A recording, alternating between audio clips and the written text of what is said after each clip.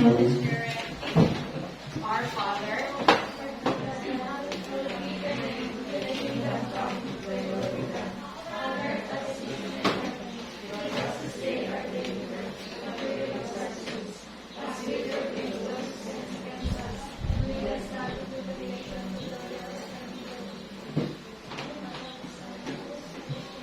Good morning, class. Good morning, ma'am. That's it. Now we will discuss about the quarter 4 module 2. We're done discussing last week the module 1. But before that, let's be reminded with our classroom rules. So we have here the 5 P's: be positive, be productive, be polite, be prepared, and be respectful all the time. As a sort of review, what are the 5 commonly used patterns of idea development? Okay. First, the cause and effect. Next, problem solution. General to particular. Problem, solution, and claim and counterclaim. Very good.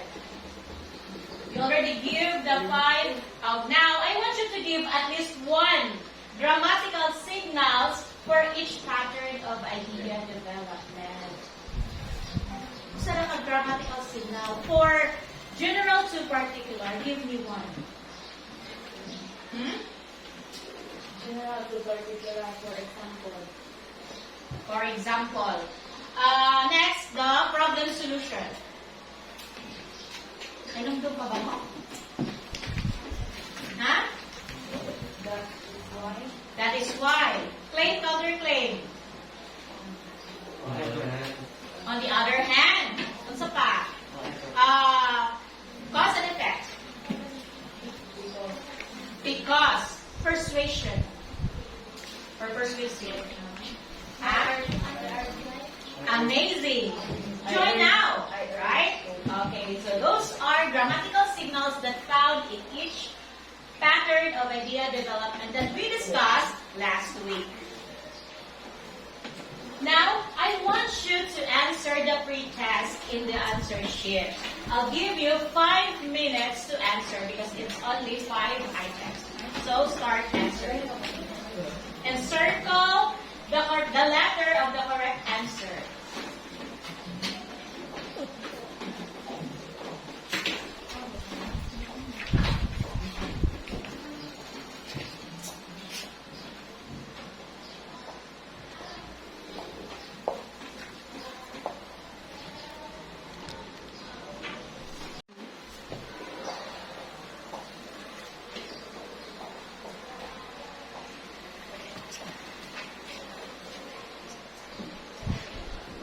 Are you done? 1 minute.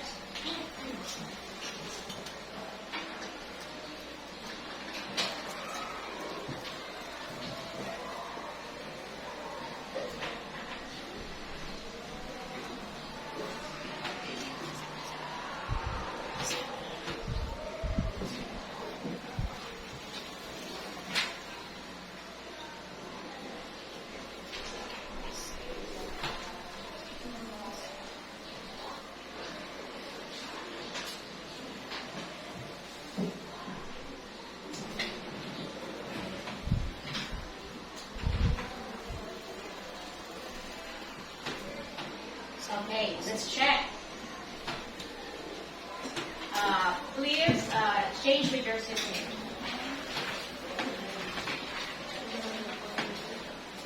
Here are the answers for the pre-test. Number 1, letter D. Number 2, letter C. Number 3, letter B.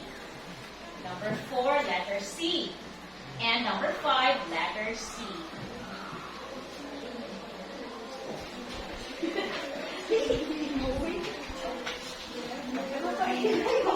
Okay. Return to the owner. Now, class, I want you to read the passage below and answer the questions that follow. So everybody, please read the paragraph entitled "Watching Too Much." Go. effects of watching TV in excessive amounts in eye strain.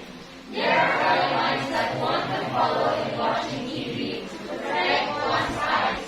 First, the television should be 5 meters away from the eyes. Next, the room should be actively lit. Also, the TV should be placed at the same height with our eyes.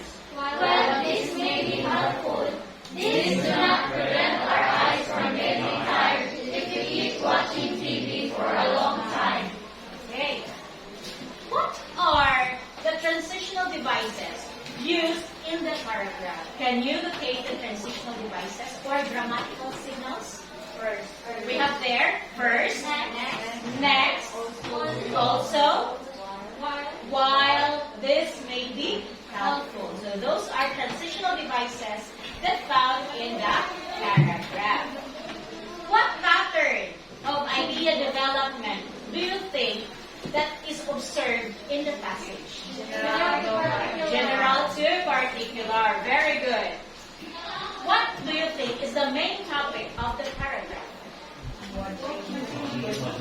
All about watching TV in excessive amount is eye strain. Very good. Do you think the main topic is written using different sources? Yes, because the writer of this paragraph searched more references to come up with this paragraph. And also to make it reliable. And for the readers to understand more about the physiological effects of watching TV. Here, class, you've learned that composing an effective paragraph using those transitional devices is good foundation in writing. You cannot write something if you don't use a transitional devices because it can help the audience to understand what will be or what the message you want to convey to them. Paragraphs that are put together can provide relevant information which could be used or could be your source when expanding your ideas. So you must see to it that you will search more references before you come up with a perfect or with a good paragraph. However, class, writing a composition requires not only your skills, but also this technique in selecting information and organizing your ideas. In writing a paragraph, you cannot write immediately, but you must think what will be the topic. You must think what will be the content of my paragraph. So before we will discuss our new topic, I have here an activity for you to answer. Complete the following outline by supplying the important subtopics and supporting details from the pool concepts, then answer the guide questions. Follow. I have here an outline and the choices. And you will fill in these choices in the blank space of the outline. Okay, let's try to answer. Number 1. What do you think is the missing there? New COVID-19 cases. Okay, the answer is new COVID-19 cases. How about number 2 in second paragraph, awareness? Mental health advocacy. Very good, mental health advocacy. Next, the Roman numeral 3, the third paragraph. What do you think? Are you sure? Variety show? Yes, it is entertainment. And the last? Variety shows. As you can observe, class, there are 3 Roman numerals. And these Roman numerals serve as a paragraph. For Roman numeral 1, that is paragraph 1, paragraph 2, and paragraph 3. In each paragraph, there is a major topic. When we say major topic, these are your main idea. What will be your content for that paragraph? It focuses on information dissemination. Well, you have the subtopic, talks about COVID-19 pandemic updates. So, you will support that with these details. news of any cases, data of death, and recoveries. Same with the second paragraph and the third paragraph. Class, here in our lesson for today, you are expected to define an outline, identify the types and contents of an outline, expand the content of an outline using notes from primary source and the secondary sources. Then, the last one, I participate actively during the lesson. Then the last one we have here, write a composition using the expanded content of an outline. So, at the end of our lesson, you are expected to make your own paragraph using the expanded content of an outline. Okay, now, let's go on with our lesson proper. So, we will discuss now about expanding the content of an outline using notes from primary and secondary sources. How can we elaborate? How can we make a paragraph with the use of primary and secondary sources? But before that, let us define outline. So everybody, please read. A tool used in improving and organizing written ideas about the topic into a logical order. Writers use outlines when writing their papers to know which topic to cover and in what order. So improving, organizing written ideas into a logical order. So it is in a proper order. Class, the type of outline to be used by the writer depends on the nature of the topic and purpose of the writer. So, it depende kung unsay pattern na inyong gamiton. So, topics that are information heavy, same as what we did earlier in the activity, may require more major topics and subtopics, since the writer's purpose is to be as informative as possible.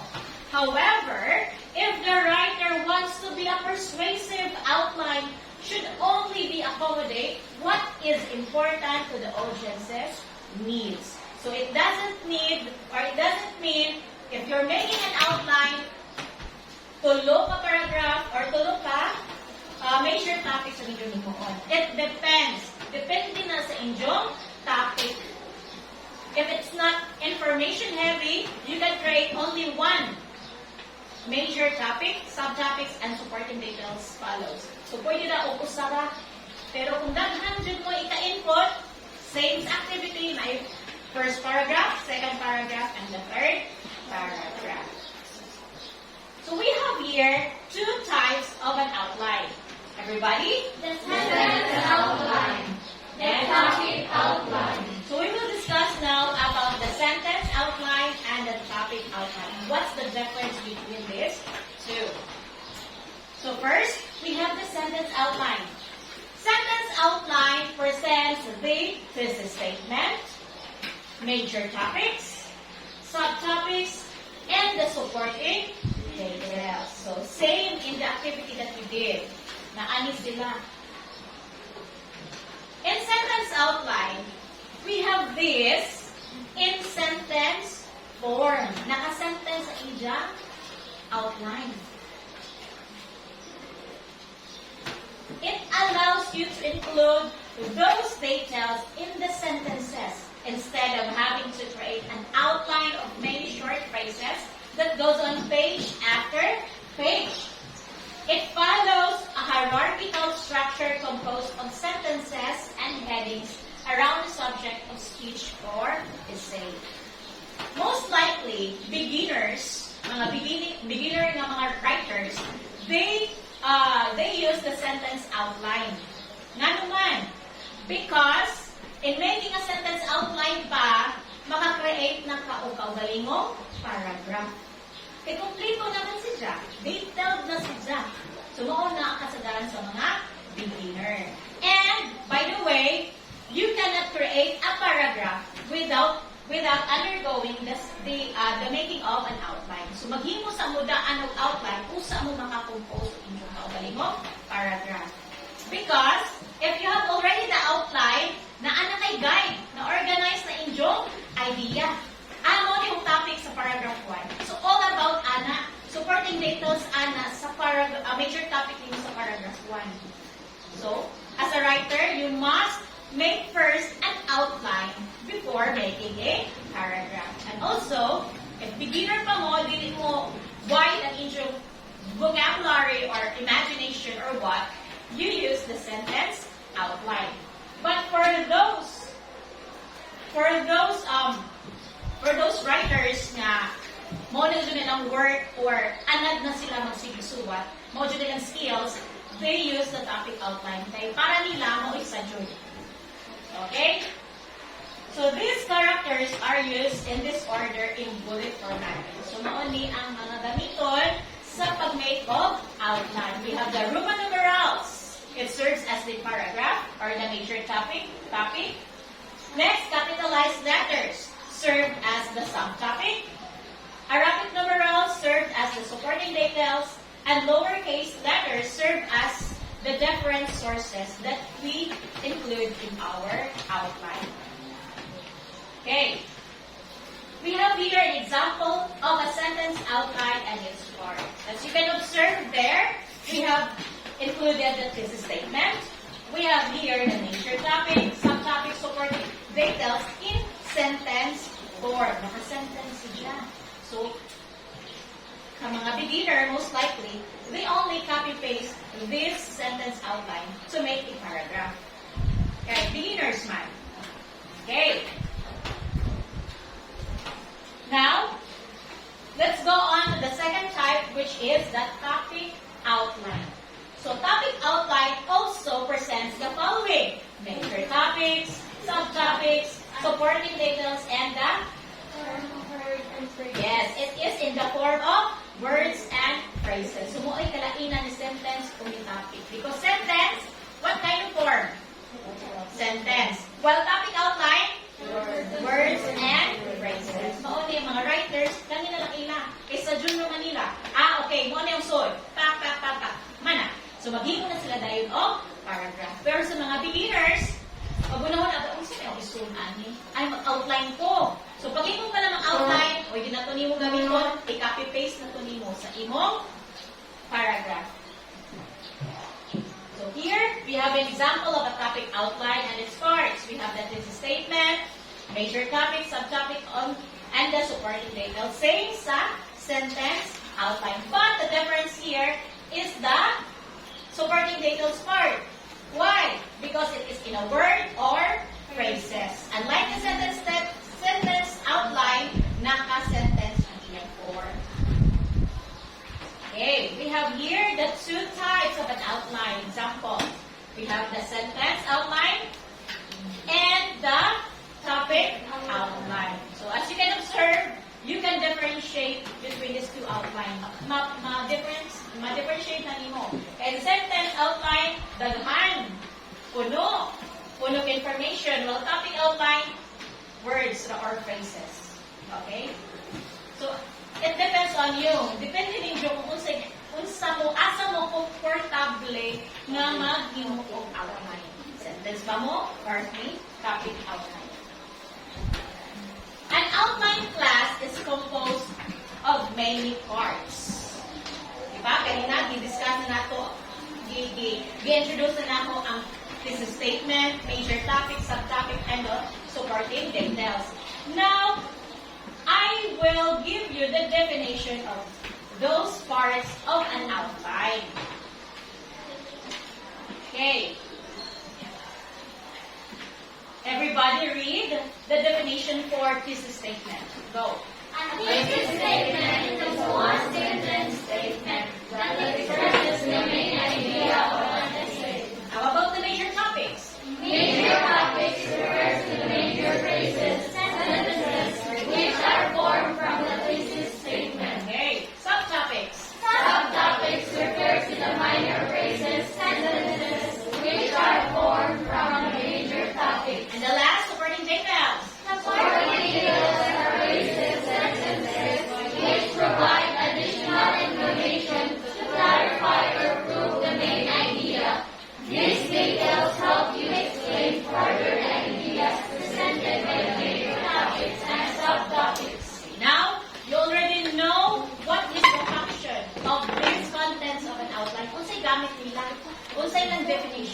why we have these parts.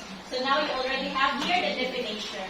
So, by the way, we must have thesis statement in our outline. Kaya mo man yung base, mo man yung basihan sa imong outline, mo man yung basihan sa imong major topics. Then, if na kay major topic, mag-imon kag subtopics. Kaya mo may basihan niya ang major topics. So, kaning tanan, complete ni sila, total package ni sila sa imong outline. So, why dapat wala nila?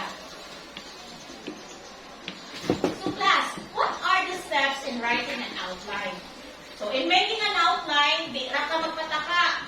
Okay, mag-imong outline ka nimong ma'am. But you must follow a certain steps. So, we have here, everybody? Choose your topic and establish your purpose. Second? Create and organize a list of your major topics. Third? Make and organize a list of your subtopics. Fourth? Provide additional information to support your subtopics. And last? Review and refine the contents of your outline. Okay, very good. So, these are the steps in writing an outline. So, follow mo. So, kinaunahan, topic. Kung sa yung purpose. Next, major topic sa. Kung sa mga major topic yung libutan. Then, after that, follow na si subtopic. Follow na si supporting details. Then, if you're done, you will review and refine the content. Ngano kailangan man i-review?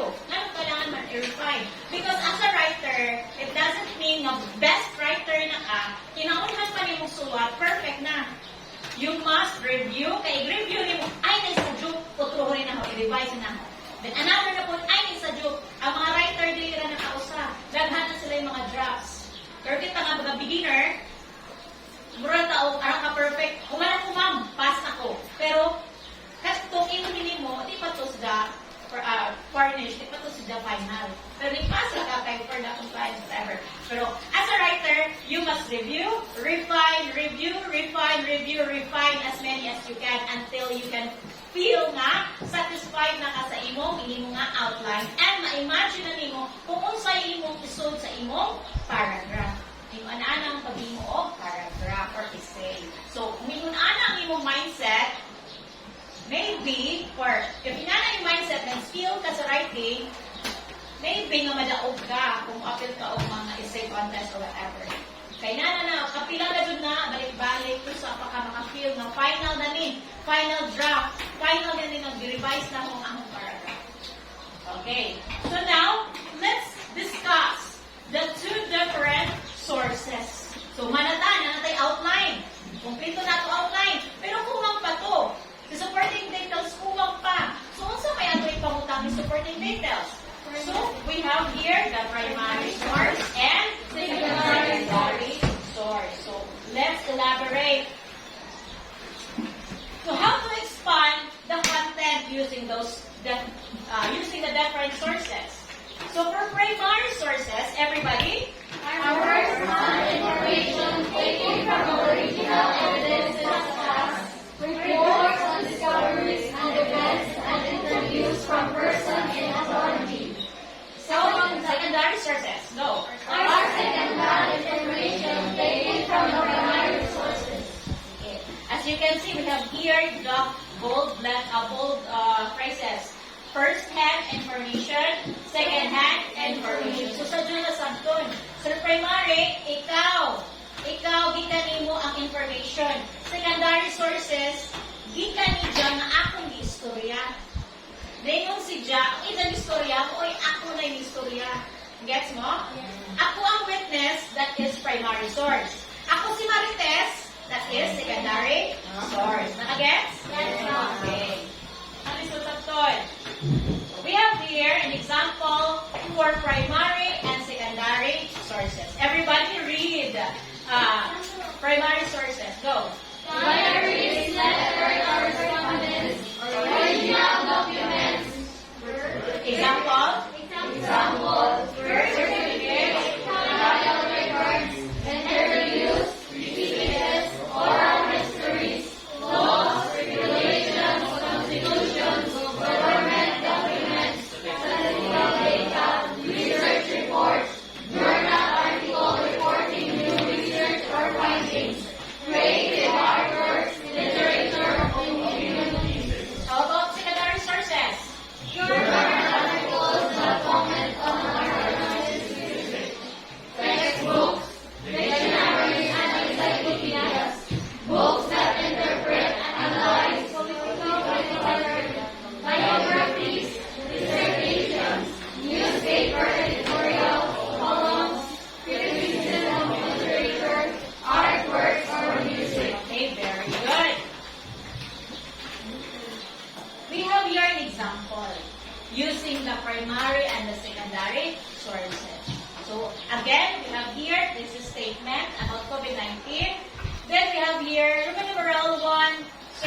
the major topic.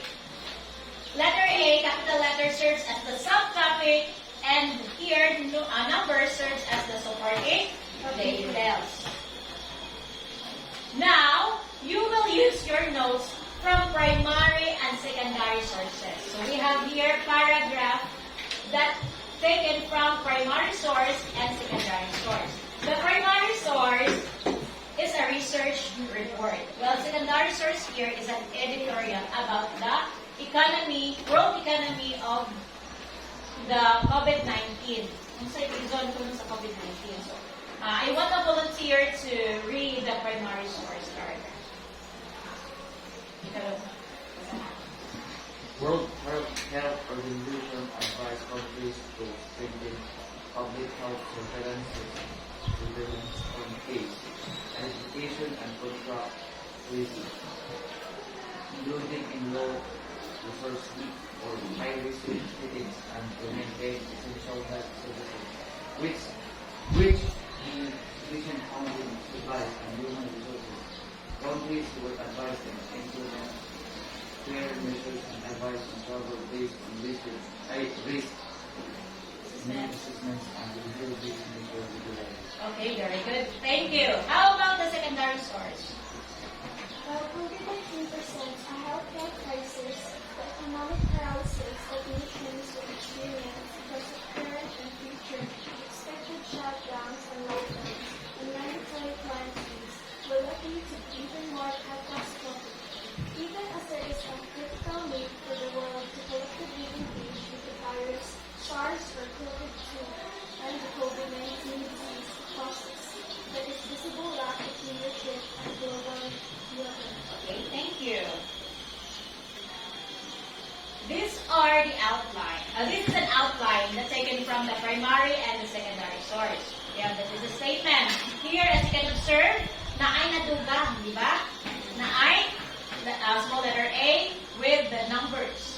So, notice class that in expanding or in expanded content of an outline, some important keywords taken from primary and secondary sources were added. So, ang supporting details, gisuportaan pa siya ang mga primary and secondary sources. So, in making a paragraph, dili ka kausa ra ka reference ang imong i-search. Mamuha ka reference nga gikan sa primary, then also supporting it with the secondary.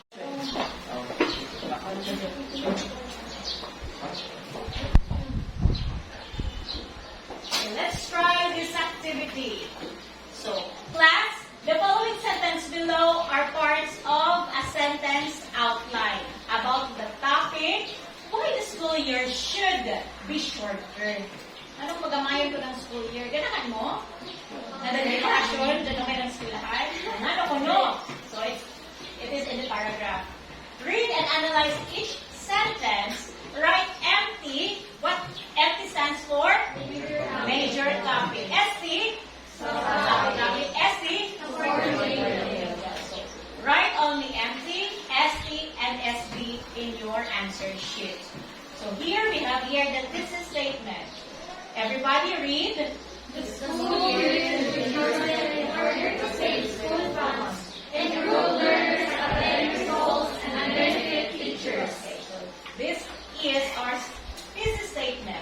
And see to it that in analyzing the sentences below, naka-relate sila sa thesis statement. Because after this activity, later on, it is related to our next activity.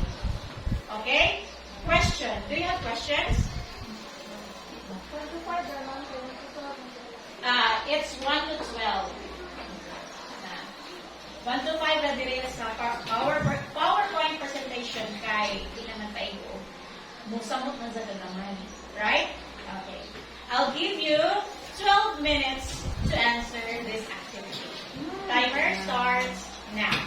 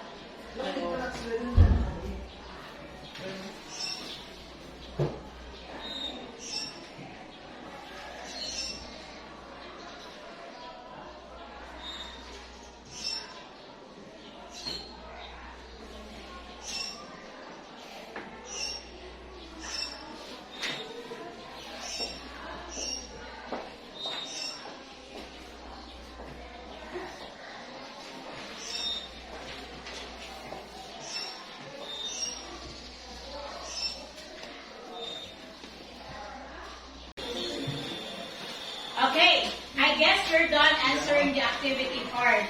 Now let's check. Please exchange your work. Let's check if you really understand what is major topic, subtopic, and also the supporting details. Nag-exchange na?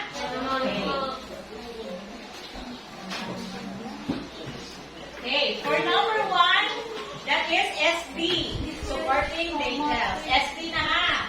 Number 2, SB. Number 3, SD. Number 4, MT. Number 5, MT. Number 6, ST. Number 7, SB. Number 8, ST. Number 9, SB. Number 10, ST. Number 11, MT. And last, 12, ST. Okay. And then perfect? Oh, so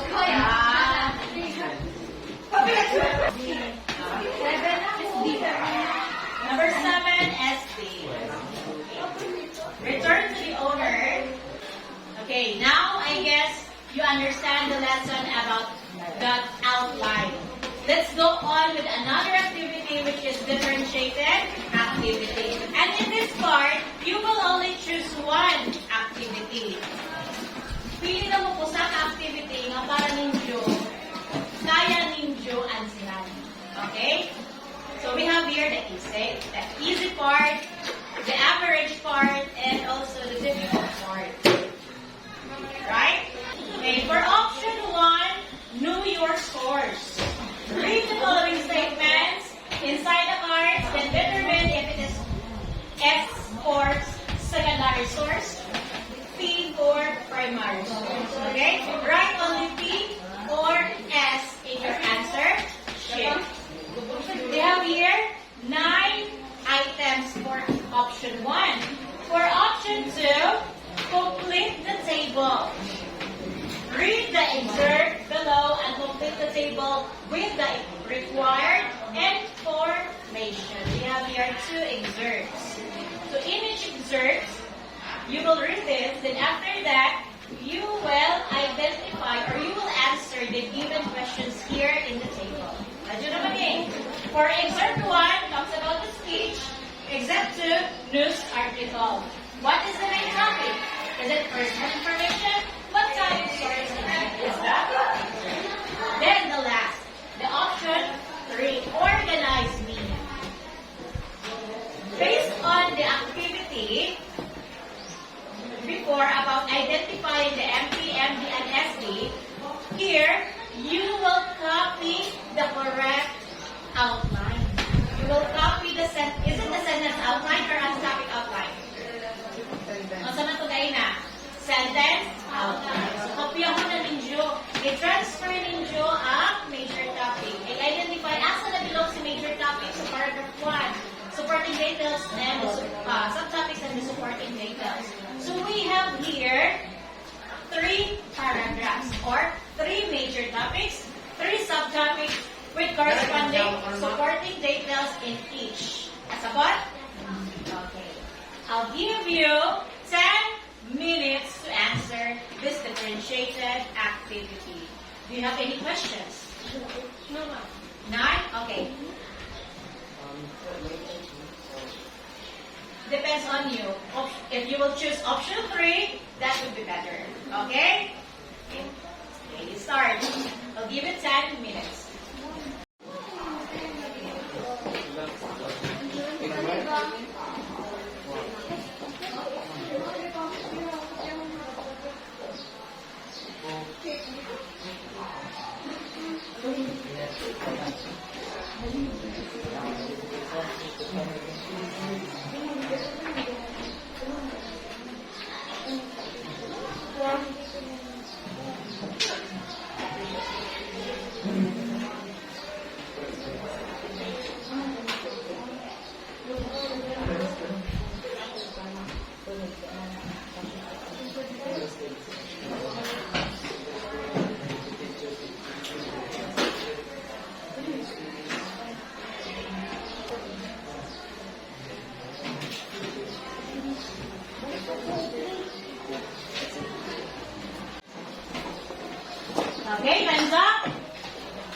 guess you're done answering the differentiated activity.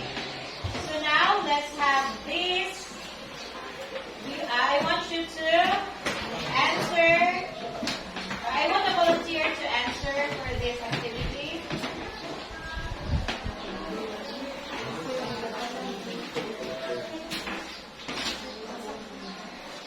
Okay.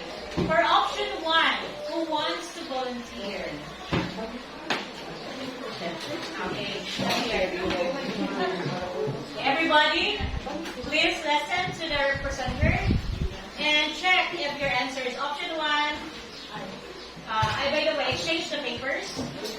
Exchange your answer sheet with your seatmate.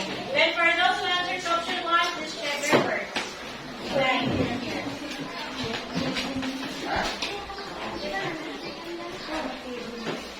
Louder, Diana. Okay, everybody, listen. Go.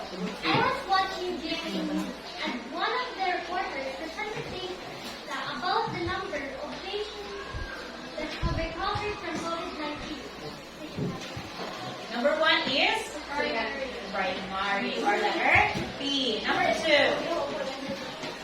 I have found a letter in the locker room of my friend the other day. I know it is private, but I read it anyway. Letter P or primary source. Very good. Number 3. My friends and I found an old wedding painting in our attic. My father said it belonged to my grandmother. Primary source or letter P. Number 4. I am reading textbooks to search more information about human history. S or secondary source. Very good. Next. My friend David said that I should read the history book which he really liked. It sounds good. Primary source or letter P. Next. Number 7. I was also looking into the articles of Dr. Patel to help me in my history class research project. Secondary or S? 8. Yes, ma'am. S. 8. I am writing an essay about social amelioration programs for SAP for my social science subject. I used articles from Wikipedia and secondary. Secondary or S? 9. S. 9. I am doing homework on a current health issue, so I read the commentaries of medical professionals about COVID and positive cases. B. Primary. Okay.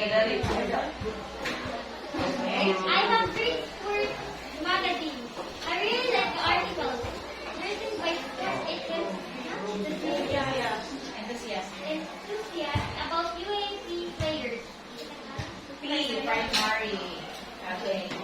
Again, balik ko na po ha. Number 1, P. Number 2, P. Number 3, P. Number 4, S.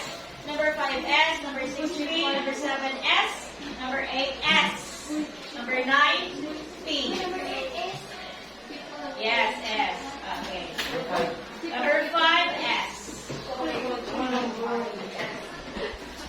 Okay? Look at perfect. May naman perfect sa option 1. Ang number 4. Yes. Okay, let's give Ligas 10 claps.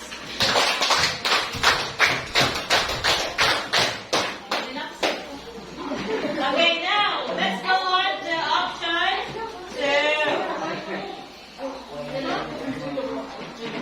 Option 2, what's the answer? Okay, Arya.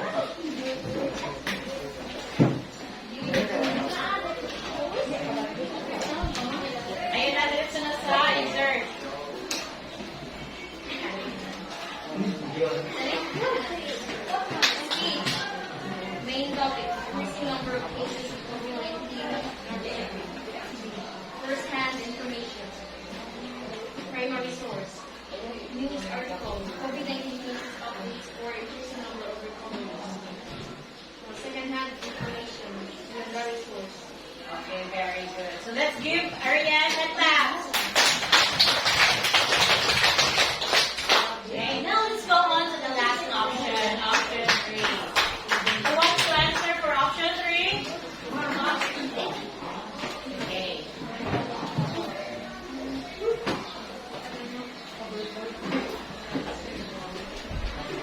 Roman numeral 1.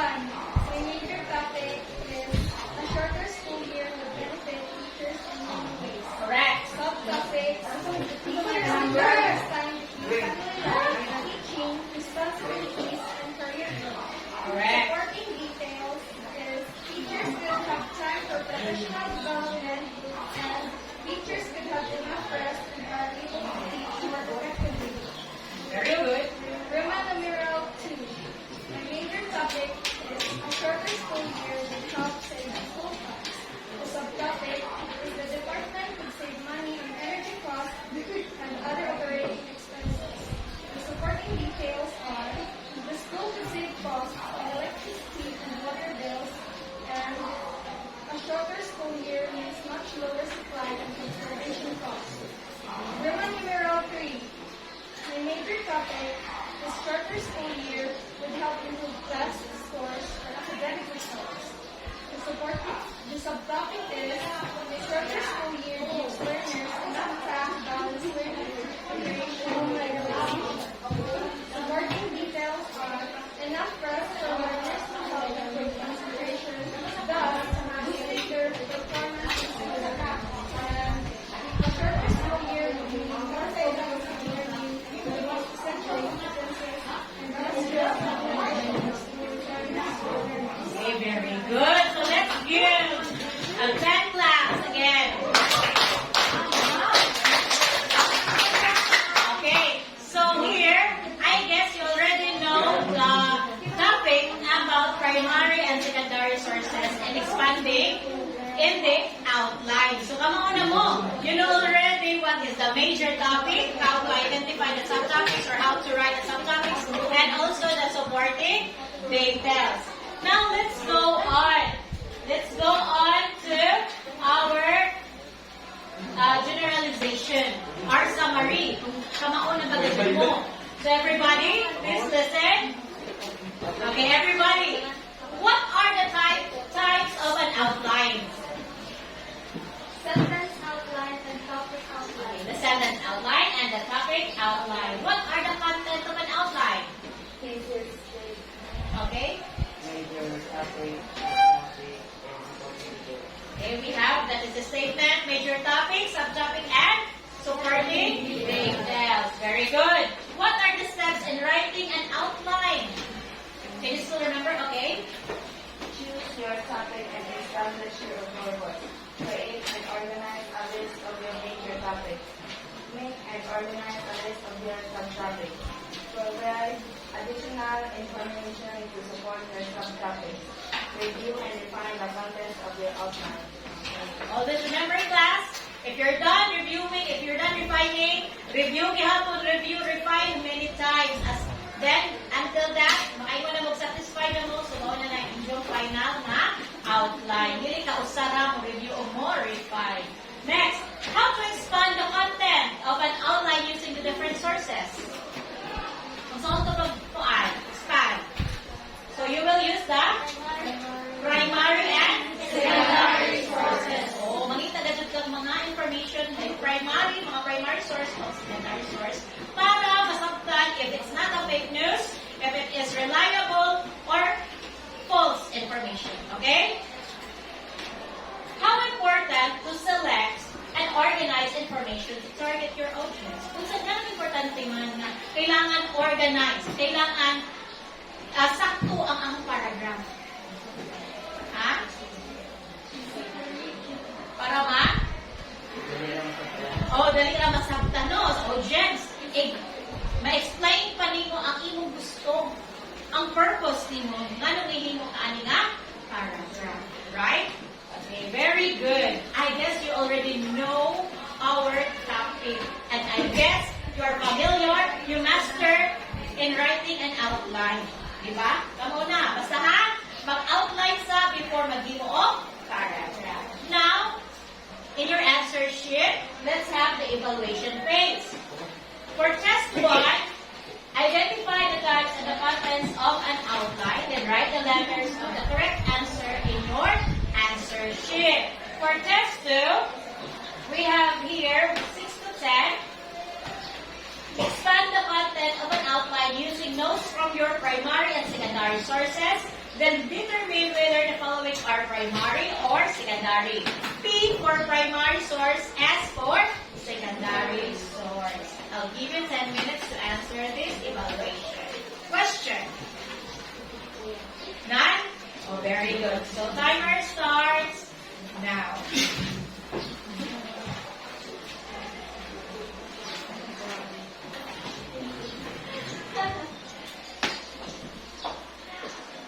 Okay. Are you done? Okay. Please pass your answer sheet forward. Okay, nahuman naman mo. Tari ko pass. Itan tayo. Okay, pass it forward. 5, 4, 3, 2,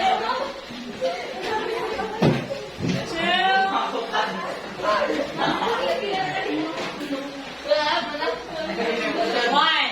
Okay, thank you.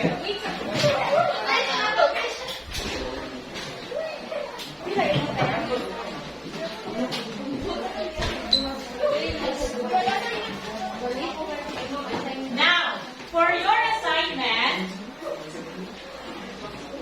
write this in a short bond paper. So for your assignment, task 1, everybody read. Research for primary and secondary sources relevant to racial discrimination. Using your notes, make a topic outline. Be guided by the rubric for scoring your output. Task 2. Using the output you have created in task 1, compose a 3-paragraph essay about your advocacy titled Embrace, Encourage, and Mobilize as we battle racial discrimination amidst COVID-19 existence. Be guided by the rubric for scoring your output. Do this on a separate sheet of paper. Okay, so we have here your assignment, and I hope next meeting that you will pass this assignment. No more questions? None? Okay, thank you for participating, and goodbye, class. Goodbye.